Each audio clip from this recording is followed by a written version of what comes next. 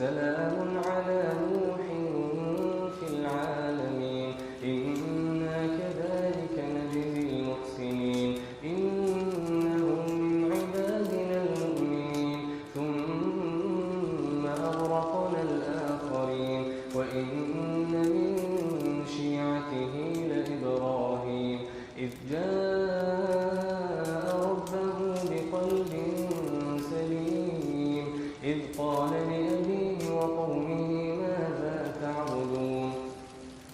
أئفكا آلهة دون الله تريدون فما ظنكم برب العالمين فنظر نظرة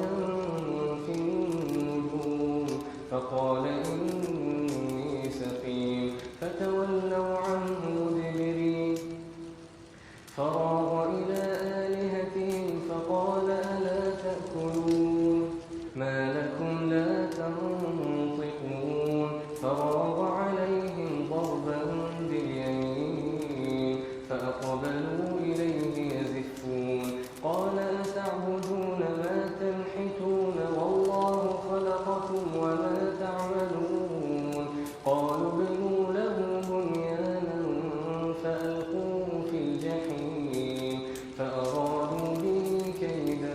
فجعلناهم الأسفلين وقال إني ذاهب إلى ربي سيهدين رب هب لي من الصالحين فبشرناه بغلام حليم فلما بلغ معه السعي قال يا بني إني أرى في المنام أني أذبحك